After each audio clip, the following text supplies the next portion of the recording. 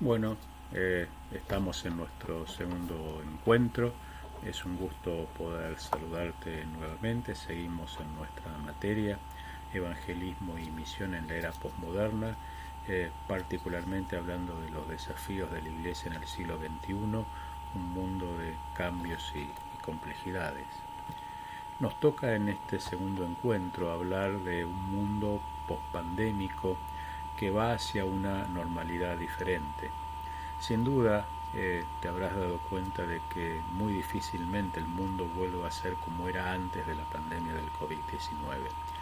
Este nuevo escenario mundial sin duda ha dejado características que ahora vamos a ver de manera general, pero también un profundo llamado de atención a la Iglesia respecto de nuestro quehacer en este mundo pospandémico y espero que a partir de esta reflexión, de esta clase, podamos compartir juntos aquellas inquietudes que tenemos que tener en cuenta para facilitar y desarrollar la tarea evangelística y misional en el nuevo siglo.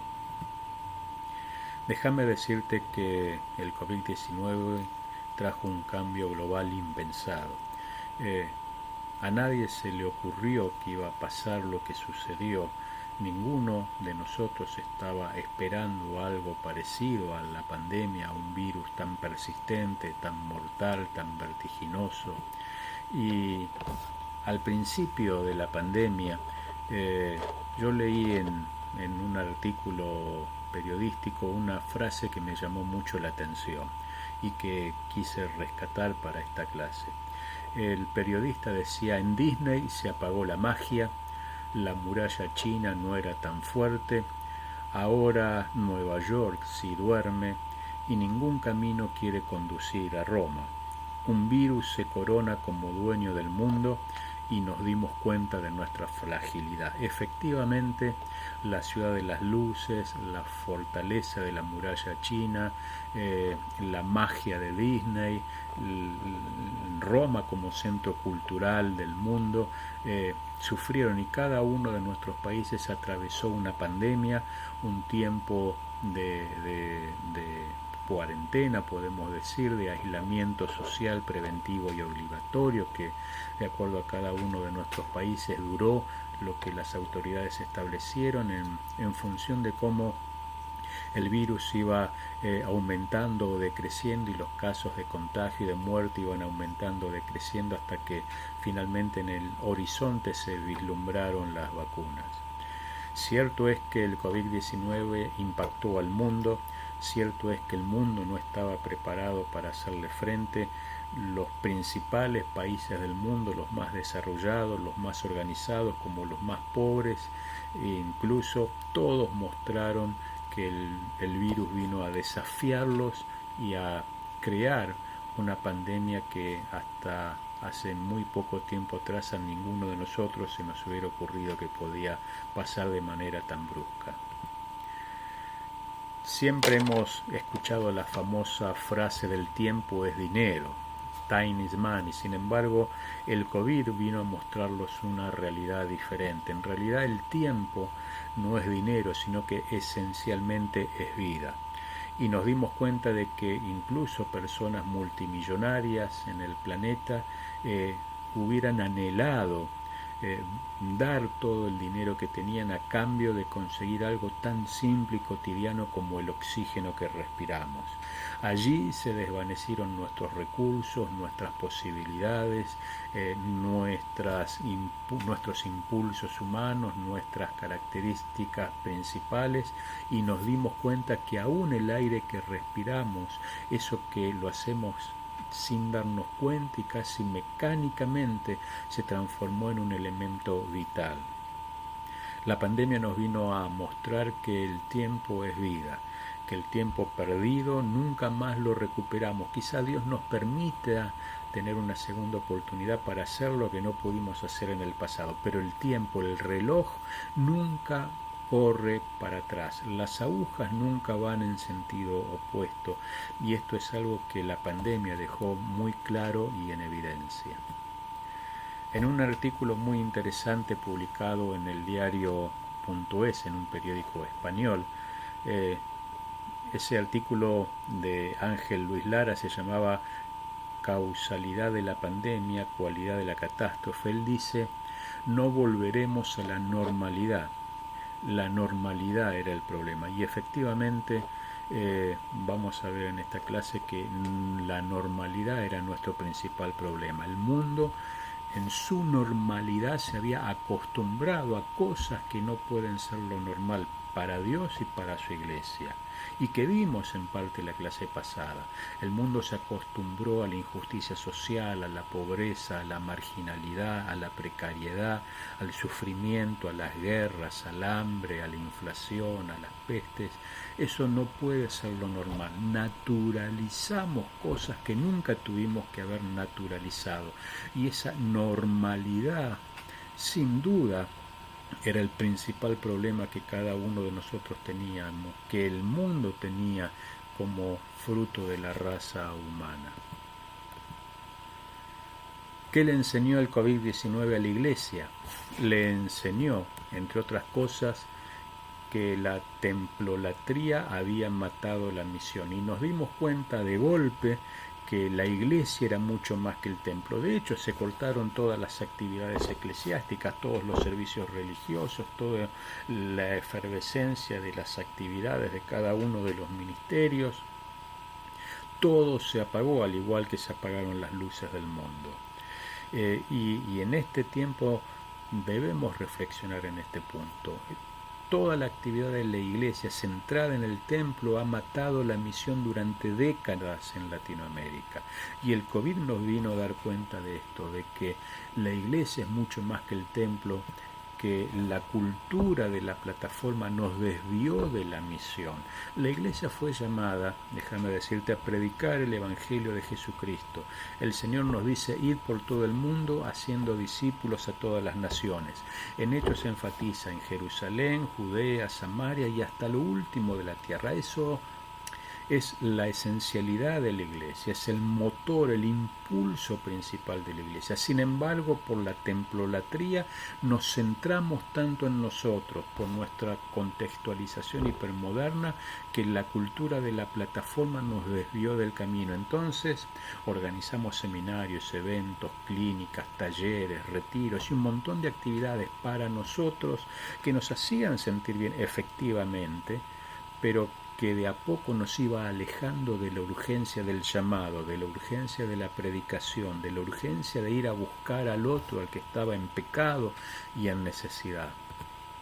El COVID-19 nos enseñó que los prejuicios también habían obstaculizado la misión. ¿Qué te quiero decir con esto? El COVID demostró que ni ricos ni pobres eran eficientes ante el virus. Puso un pie de igualdad.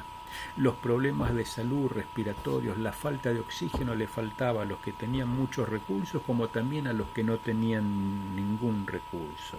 Y nos dimos cuenta que entonces los prejuicios que habitualmente tendemos a tener también obstaculizan y dificultan la misión. Todos somos iguales delante de Dios. Por todos murió Jesucristo en la cruz. Así que el hecho de tener algún tipo de prejuicio o acercamiento al otro desde una mirada que no sea la de la cruz también es negligente de parte de la iglesia y de parte de cada uno de nosotros, que en definitiva somos la iglesia. No predicar a Jesús como Señor fue negligente. Mira, en todo el Nuevo Testamento no hay ningún versículo en el cual los apóstoles o el Señor mismo haya hablado o predicado de Jesús en términos de Salvador. Siempre es el Señor, siempre es el reino de los cielos. Así comienza la predicación Juan el Bautista, el reino de los cielos se ha acercado.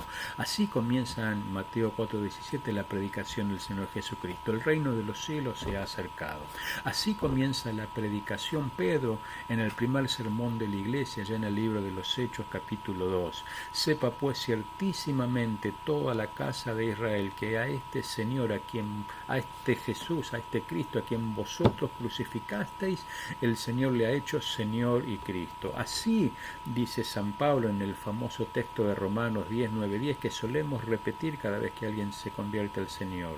¿Sí? Si confesares con tu lengua y creyeres en tu corazón que Jesús es el Señor, serás salvo. No aparece la palabra Salvador. Sin duda que el Señor es el Salvador de nuestra alma, es el sanador de nuestras enfermedades, el que restaura nuestras vidas y nuestra alma, pero el haber predicado solamente la teología de la prosperidad, muchas iglesias latinoamericanas ha corrido de manera negligente la centralidad del Evangelio, la centralidad de la cruz y la centralidad del arrepentimiento. Bueno, el COVID también nos hizo reflexionar acerca de esto. Nos dimos cuenta que de pronto había populismo religioso entre nosotros, que no necesariamente el populismo es de tinte político, sino que también es de tinte religioso. Entonces, de golpe vimos mucha manipulación de personas, de creyentes que con sinceridad buscaban a Dios, pero que eran manipulados a conveniencias de algunos pastores o de parte del clero o de la iglesia para tal o cual fin determinado. Nos dimos cuenta que nos sumergimos en eventos que licuaron las demandas del Evangelio y palabras que, si uno se fija bien en el lenguaje, viene a marcar el ritmo de los tiempos que van transcurriendo. Por ejemplo, ninguno de nosotros usaría la palabra pasacassette, la palabra video reproductor, la palabra DVD o DVD, simplemente porque ya son objetos que no se usan, que quedaron en el pasado. Entonces, si prestamos atención, también en muchas predicaciones se empezaron a dejar de usar palabras que son altamente significantes para la fe protestante, palabras como arrepentimiento, como infierno, como santidad, como obediencia, de a poco fueron reemplazadas por sermones más vinculados a la autoayuda que a la predicación del Evangelio, y en eventos que vez tras vez vinieron a licuar las demandas del Evangelio de santidad y obediencia. De pronto nos dimos cuenta que las personas dependían más de los hombres, del ministro religioso, que de Dios. También es parte del populismo religioso, que para la toma de decisiones está bien consultar al pastor, pero el pastor no tiene por qué determinar lo que una persona tiene o no que hacer. Para eso está el Espíritu Santo. Pero nos dimos cuenta de que había cierto populismo religioso en nuestras iglesias, y el COVID vino a mostrar y a poner esto en relieve. ¿Por qué? Porque de golpe las personas tuvieron que construir su espiritualidad y su relación con Dios desde la soledad de su casa. El COVID, como te decía, entonces nos hizo dar cuenta que la iglesia es más que el templo. Nos hizo dar cuenta que la adoración es mucho más que los músicos sobre el altar o en la plataforma. Nos hizo dar cuenta que el servicio es mucho más que el mero activismo o la cantidad de actividades que una iglesia puede tener, que son importantes, pero en el fondo actividades. Y nos vino a dar cuenta de que ser discípulo de Jesucristo no es lo mismo que ser miembro de una iglesia. De hecho, Jesús no nos llamó a ser miembros, sino que nos llamó a ser discípulos, seguidores de Jesús. Obviamente que hay una parte trágica y lamentable de la pandemia. Muchas personas murieron, muchos perdimos seres queridos. Sin embargo, también nos hizo dar cuenta de esta realidad que estamos describiendo, y necesitamos reflexionar sobre esto para no volver a cometer errores que hemos cometido en el pasado. El COVID-19 modificó incluso muchas creencias y ritos en la forma, fundamentalmente, no en el fondo, pero sí en las formas. Déjame decirte, tenemos la Biblia como regla de fe y práctica. Tenemos ritos que obviamente vienen a tratar de encauzar nuestra actividad espiritual y religiosa, la Santa Cena, las celebraciones, nuestros cultos, las ofrendas, las alabanzas, pero que, por ejemplo, el COVID vino a transformar. Cualquier pastor diría, al celebrar la cena, que pueden participar aquellas personas que han conocido a Cristo como Señor y Salvador y que están bautizados por inmersión en el nombre del Padre, del Hijo y del Espíritu Santo. Pero a partir de la virtualidad, porque esto fue una necesidad, teníamos que seguir desarrollando nuestros cultos, nuestros servicios, tratar de aunar a la gente, contenerlas, entenderlas, tratar de estar cerca de ellos, y la virtualidad vino a resolver gran parte de eso. Pero el pastor, por ejemplo, no podía controlar lo que pasaba del otro lado de las redes. Si yo en mi casa no estaba bautizado, yo no tenía forma de controlar que esa persona no bautizada por inmersión participe de la cena, porque estaba fuera de mi alcance, estaba fuera del ámbito eclesiástico. A esto nos referimos incluso con algunas modificaciones en los ritos. Pero cierto es que tenemos la Biblia, tenemos ritos, tenemos nuestro corpus de creencias, que son la base de nuestra fe, ¿sí? Y el cuerpo como pertenecientes a la iglesia. Nosotros somos la iglesia de Cristo. Y tenemos un etos, nuestra identidad evangélica, como decíamos la clase pasada. Nosotros somos y tenemos una identidad como cuerpo de Cristo, como iglesia del Señor. Somos nación santa, pueblo adquirido por Dios. Estamos llamados a mostrar las virtudes de aquel que nos llamó de las tinieblas a su luz admirable. Esa es nuestra característica, ese es nuestro etos, esa es nuestra idiosincrasia fundamental. Y hay filtros. ¿Cuáles son esos filtros? Aquellas cosas que nos ayudan a ver la realidad y que permiten que veamos nuestra realidad de distinta forma. Tenemos el primer filtro, que somos nosotros mismos, nuestros condicionamientos de herencia, de educación, de formación, de familia, de amigos. Nosotros mismos filtramos la realidad a partir de la Biblia, los ritos, las creencias, pero nosotros somos el primer filtro para la realidad.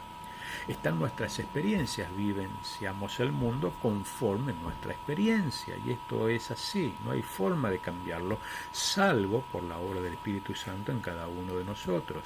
Y tenemos las enseñanzas que a lo largo del tiempo nuestros pastores y maestros fueron añadiendo a nuestra vida, y ese corpus de enseñanzas también nos permiten entender y filtrar la realidad conforme a los ojos de Cristo.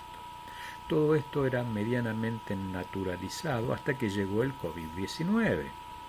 Esta realidad hizo que de ahora en adelante el mundo lo entendamos de manera más compleja. Entonces, nuestra aproximación a la realidad y la espiritualidad que tenemos en el día a día, como habíamos hablado en la clase pasada. Nuestra relación personal con Dios ahora es mucho más importante que antes de la pandemia, porque nos dimos cuenta que en el fondo, cuando tenemos un problema, una dificultad, una crisis como la que atravesamos todos, en realidad nosotros estamos solos delante de Dios y Dios está con nosotros. Después sí, oraremos y le pediremos oración a los pastores, a los hermanos de la congregación, pero en un primer instante, en el primer momento, solo estamos nosotros y el Espíritu Santo. Y esto es lo que los sociólogos llamamos la religión vivida, que no es la religión institucional. Y acá me voy a detener unos instantes. Los pastores solemos pensar que nuestros sermones y nuestras enseñanzas son los que modelan la vida espiritual de nuestros miembros. Y no es así, porque hay un conjunto de experiencias que traemos de nuestro pasado, hay un conjunto de enseñanzas que también hemos acumulado en el pasado, incluso antes de conocer a Cristo como Señor, y hay un conjunto de realidades que también nos modelan a nosotros. Eso hace que vivenciemos la fe de una determinada manera, y cada uno de nosotros la vivencia de una determinada manera. La religión vivida, esto es la observación de la fe en el día a día de las personas y de su relación con Dios en el día a día de las personas, es lo que nos ayuda a entender lo que hay en el corazón de esa persona. Entonces, no es tanto por la religión institucional, sino por la visión de la religión vivida que vamos a entender lo que pasa por el corazón y la mente de las personas. Y no necesariamente a veces los pastores estamos entrenados para mirar a los asistentes y a los miembros de nuestras iglesias a partir del paraguas de la religión vivida e indagar sobre cómo funciona espiritualmente esa persona en su cotidianeidad. Estamos en un mundo de percepciones hipermoderno, como decíamos. Son importantes las relaciones. El hombre es un ser social, el hombre nació para estar en comunidad, en comunión, en eclesía, en compañerismo. Somos el cuerpo de Cristo, pero también tenemos otro conjunto de relaciones que se aproximan a nosotros y que modelan nuestro comportamiento, nuestros compañeros de estudio, nuestros familiares, nuestros amigos, nuestros compañeros de trabajo, nuestros vecinos, las personas con las que interactuamos en el día a día, son nuestro mundo de relaciones, nuestra construcción o nuestro constructo del mundo de vida, va a decir Jules. Y tenemos vivencias. Las vivencias que son nuestras experiencias cotidianas, más aquellas experiencias que modelaron y formaron nuestra vida a lo largo del tiempo, junto con las relaciones, es lo que va construyendo nuestro día por día. Y tenemos una perspectiva personal de lo que nos rodea. Las vivencias más las relaciones nos dan una cosmovisión individual de lo que acontece en nuestro día a día. Eso es la realidad. Esa es la realidad para mí, es la realidad para vos, es la realidad para cada uno de nosotros. Nuestra realidad la construimos a partir de nuestras relaciones, de nuestras vivencias y de nuestra perspectiva personal de la vida. Así, yo tengo mi propia realidad y vos la tuya. La religión vivida lo que viene a hacer es a tratar de discernir el entramado de estas relaciones. Entonces, viene a indagar por qué yo actúo como actúo, por qué yo creo y practico en el día a día lo que creo y practico.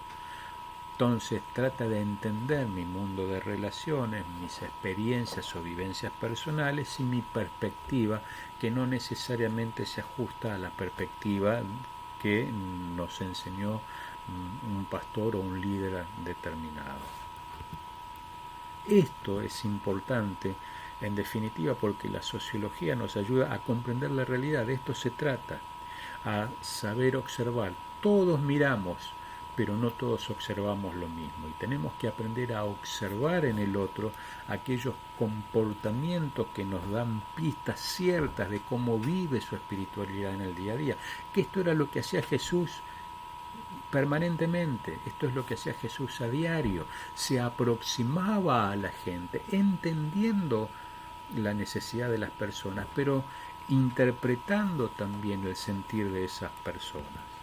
Y el pastor debe entender esta dinámica relacional para poder tener un mensaje eficiente, eficaz y que pueda ir transformando con la ayuda del Espíritu Santo, obviamente, el día a día de cada una de las personas que asisten a su iglesia.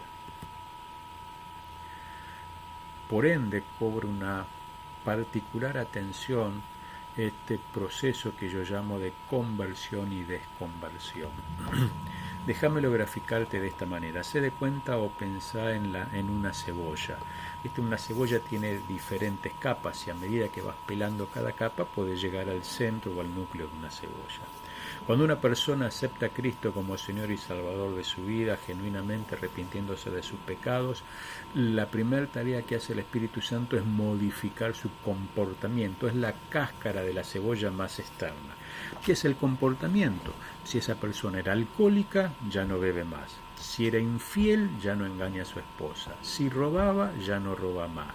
Si mentía, ya no miente más. Es la primera etapa, el comportamiento, la primera capa, lo visible, lo externo, aquello que modificaba, ¿sí?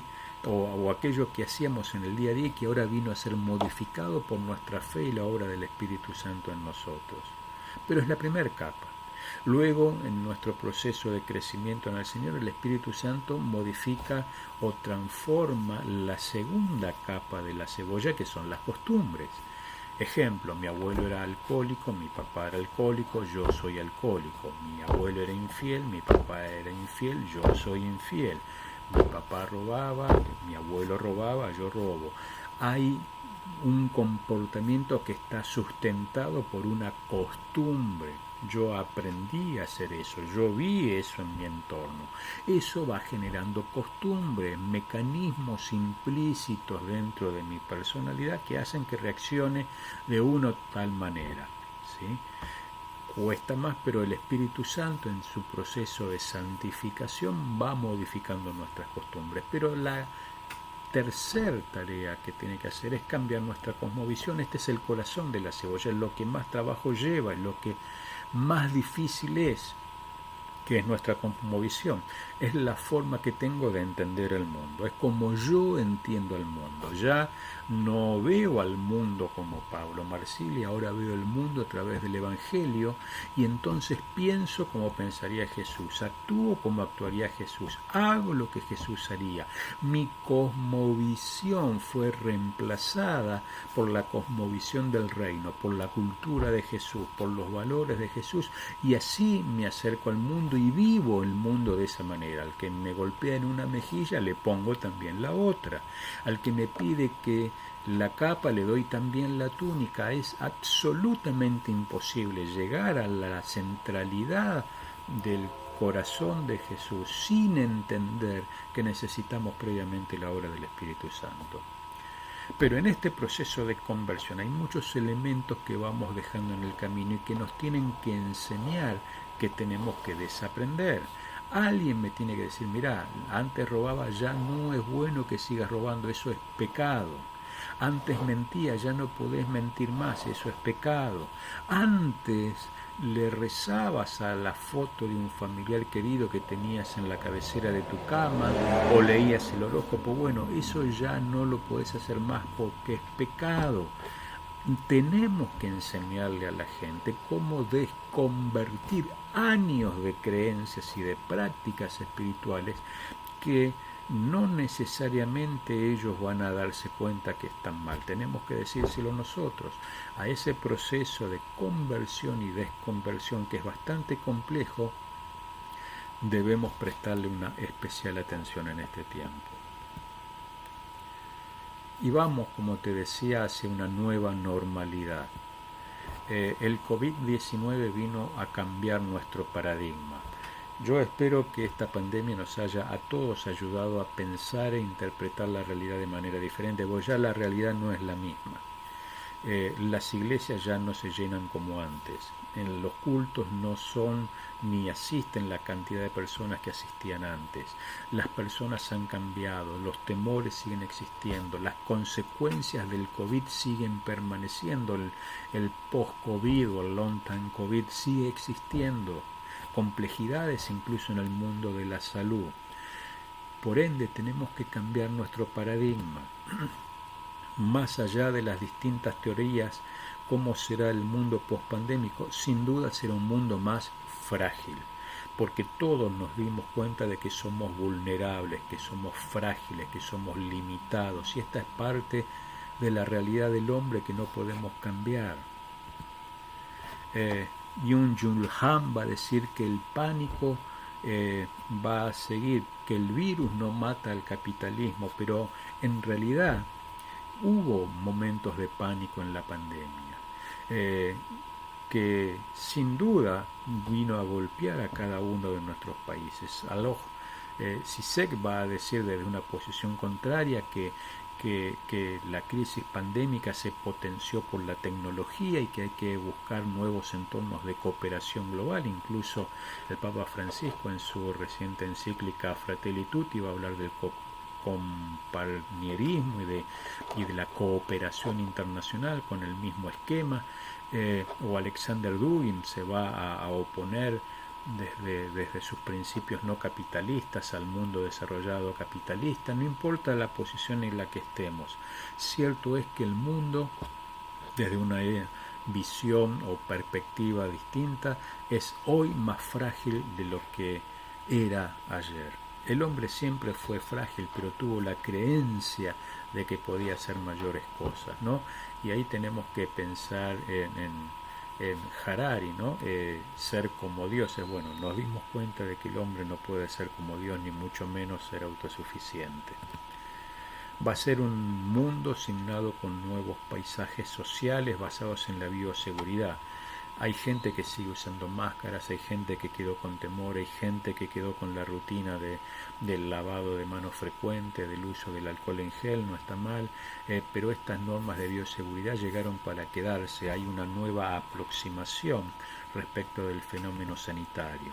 Uso de elementos de protección, barbijos y máscaras, higiene personal y comunitaria, distancia social. Muchas personas siguen haciendo compras online, muchas empresas siguen con home office, hay virtualidad educacional, no todos han vuelto a sus oficinas, a sus universidades, es un proceso que se viene dando y tanto el home office como la educación virtual llegaron para quedarse. Ocupación de privados con porcentajes y aforos que todavía se siguen produciendo. Son nuevos paisajes sociales fruto de la pandemia que quedaron como norma para cada uno de nosotros. Eh, ¿Qué es la hipermodernidad en este contexto de pospandemia? Eh, Seguimos estando en una sociedad con mayor incertidumbre. Seguimos siendo más temerosos de nuevos virus, de nuevas enfermedades, de nuevos riesgos, de nuevas catástrofes, de nuevos acontecimientos sociales. La incertidumbre en gran parte llegó para quedarse y eso es parte de algo que fue consecuencia del COVID-19. Muchas personas abandonaron sus tratamientos de enfermedades de base y recién ahora los están empezando a retomar. Segunda y tercera y cuarta olas del virus, ahora nuevamente aparecen nuevas variantes del virus en varios países del mundo. El virus sigue mutando, los laboratorios siguen tratando de profundizar y hacer más eficaces las vacunas, pero en el escenario muchos expertos hablan de nuevas pandemias, de nuevos virus, por ejemplo de la gripe aviar H5N8, que aparentemente ya hay algunos casos. Entramos en una sociedad de incertidumbre y las personas se van a volver y se han vuelto más temerosas en cuanto a temas de salud. Un mundo con mayor injusticia social, con mayor pobreza y marginalidad a consecuencia de la pandemia, índices de infraestructura, de analfabetismo, de desocupación, de pobreza, fruto de la corrupción sin duda en nuestros países latinoamericanos, pero también frutos de la pandemia. Ahí lo podemos ver gráficamente. 191 millones de puestos de trabajo se perdieron durante el 2020 como consecuencia de la pandemia y va a costar mucho que estos puestos de trabajo vuelvan a ser creados, que estas empresas vuelvan a ser abiertas, porque en la mayoría eran pequeñas y medianas empresas. Estamos, como decíamos, en un mundo pospandémico que va a ser altamente tecnológico. La revolución tecnológica llegó para quedarse. Y como decíamos la clase pasada, hay trastornos como el TD Snapchat, trastornos dismórficos por el uso intensivo de redes sociales, pero también están los beneficios del Big Data, de la nanotecnología, de la telemedicina, incluso de los controles de enfermedades de base por aplicaciones de celulares. Y cierto es que nosotros tenemos que saber que cuando hay un servicio por el cual no pagamos, el producto en el fondo somos cada uno de nosotros. Entonces el Big Data viene a utilizarnos a nosotros. Vos buscas algo en internet y después te van a aparecer propagandas vinculadas a ese tema en tu Instagram, en tu Facebook, en tu Snapchat. La inteligencia artificial, la forma de predicción de tus comportamientos también, la tecnología lo puede hacer hoy día a día. Una especialista en estos temas, Noemí Klein, va a decir: nuestra mejor tecnología sigue siendo la vida en comunidad. Y esto es cierto, tenemos que recuperar la importancia del otro, la importancia del relacionamiento del otro más allá de la tecnología. Sin duda va a ser un mundo más globalizado, pero también un poco más aislado, ¿sí? Las emergentocracias en algunos países todavía se siguen sucediendo. ¿Qué es esto? Habrás visto que durante la pandemia incluso los países del primer mundo, obviamente más profundamente en los países latinoamericanos y africanos, los presidentes y las autoridades se acostumbraron a regular por decreto, sin pasar por el Parlamento, con la excusa de la emergencia, se acostumbraron a ese tipo de normas. Bueno, algunos siguen haciéndolo, algunos siguen con fronteras que son abiertas y cerradas de acuerdo a evoluciones de virus, pero es un mundo globalizado por un lado, pero también que tiende al aislamiento individual y al resurgimiento de nacionalismos. Hay una crisis de la globalización, nuevos escenarios, hay tensión hoy en día entre las potencias mundiales, Estados Unidos, Rusia, China, la India, ¿sí? Tenemos una guerra en Ucrania, cierres de fronteras por efectos del virus o no, aparición de xenofobias diversas, resurgimiento de nuevos países que también presionan sobre el escenario mundial, como la Comunidad Europea, como la India, como Australia, como Brasil, todos países que traccionan regionalmente y que buscan mayor protagonismo internacional. Esto también es parte de la nueva normalidad que tenemos. Megagobiernos con populismos de izquierda o de derecha, pero que quieren centrar la esencia de su gobierno en temas de populismo, donde hay un tiempo de alta concentración de poder, usan las bases del pueblo para perpetuarse en el poder de distintas maneras. Una de ellas es por el asistencialismo, líderes de influencia regional y mundial de tracto populista que buscan seguir permaneciendo en el poder, y nuevos bloques de países que por afinidades e intereses se van reagrupando en bloques regionales que empiezan a ser transformados a partir de estos nuevos posicionamientos locales y regionales. Y tenemos la generación de la pospandemia, los pandemias, aquellos que nacieron bajo el signo del COVID-19 y aquellos que han sobrevivido a la pandemia también, ¿no? Y así llaman los post-pandemials o los pandemias, lo llaman los sociólogos y antropólogos a la generación que está viviendo actualmente con posterioridad al COVID y aquellos que específicamente nacieron bajo el COVID-19. Sin duda, los temas vinculados a salud y medio ambiente llegaron para quedarse y van a ser vitales en las próximas décadas. La protección de la salud, de las modificaciones presupuestarias de los estados son hoy una realidad ante futuros virus, futuras pandemias, futuros rebrotes. Como te decía, la generación Z y los pandemias le darán mayor sentido y mayor importancia a los temas vinculados al medio ambiente y a la bioseguridad.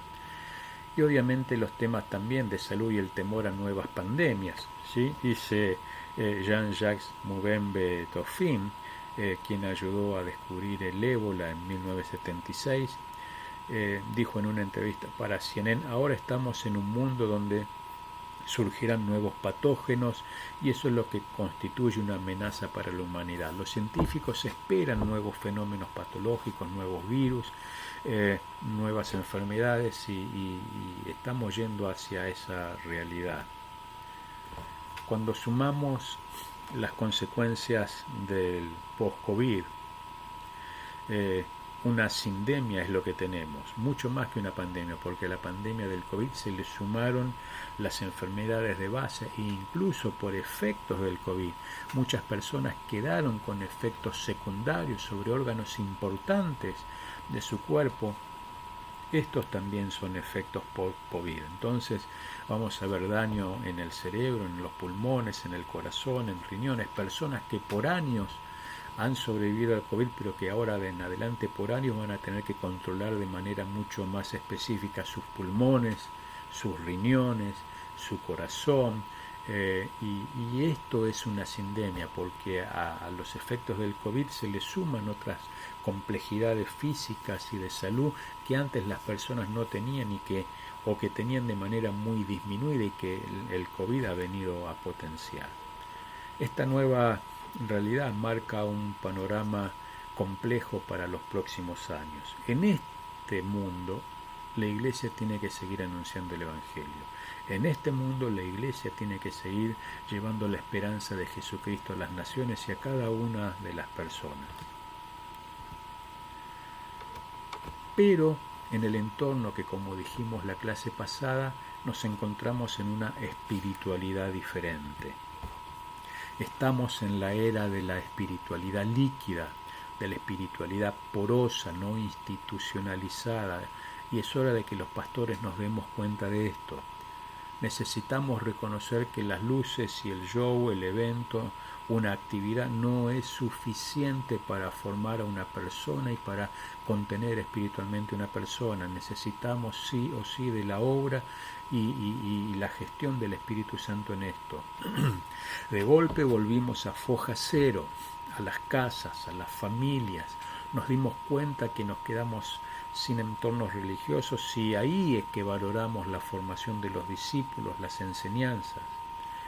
Como te decía, la gente busca más de Dios, pero confía menos en la iglesia. Es importante que esto lo tengamos en cuenta, pues no es que el problema esté en Dios, el problema está en nosotros, que a veces no sabemos comportarnos y actuar como la verdadera iglesia de Jesucristo. Por eso tenemos que mejorar nuestro proceso de discipulado, de desconversión fundamentalmente. Tenemos que mejorar nuestro acercamiento a las personas, a sus necesidades sentidas, a sus realidades vividas. Este es un tiempo en que tenemos que reconocer que hay tres cosas básicas que Satanás no puede hacer, no puede imitar porque van en contra de su propia naturaleza o esencia. Todo lo demás se lo puede hacer y lo puede imitar porque se disfraza como ángel de luz y de hecho es el Dios de este siglo. Pero Satanás no puede ser santo porque va en contra de su propia naturaleza. No puede tener amor y misericordia porque va en contra de su propia naturaleza. Entonces, en este tiempo lo que tiene que caracterizar a la iglesia son aquellas cosas que él no puede duplicar. Esto es ser santos, ser misericordiosos y tener un genuino amor por las personas. Déjame decirte que por años nos encerramos en nosotros mismos, en eventos, clínicas, seminarios, encuentros, y nos olvidamos de salir a donde estaba la necesidad, donde estaban las personas.